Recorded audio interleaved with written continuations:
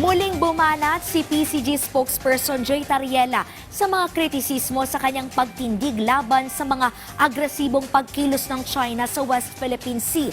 Yan ang ulat ni Denise Osorio. Bumuelta si Philippine Coast Guard spokesperson Commodore J. Tariela sa mga puna na ang kanyang mga public warning tungkol sa mga kilos ng China sa West Philippine Sea na umanay nakakadagdag umano sa tensyon. Ayon kay Tariela, imbis na ang pinagmumulan ng problema ang tutukan, tila siya pa ang nasisisi. Nakita ko ang may kasalanan dito.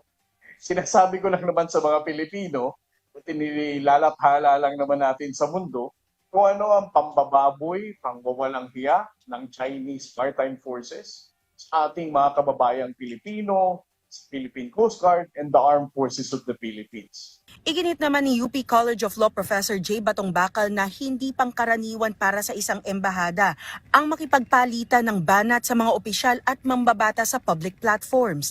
Aniya, karaniwang iniiwasan ng mga diplomat ang pagpuna sa mga legislature at mga taong bayan dahil maaari itong ituring bilang direktang pakikialam sa demokratikong diskurso at mga desisyong panloob ng bansa. Off limits talaga sa kanila yan kung totoo silang diplomat, no?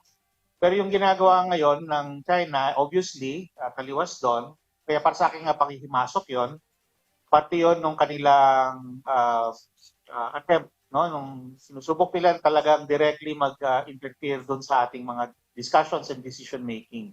Git pa ni Tariela, hindi dapat gamitin ang takot sa posibleng tensyon o gulo para patahimikin ang mga naninindigan sa usaping soberanya at karapatan sa West Philippine Sea.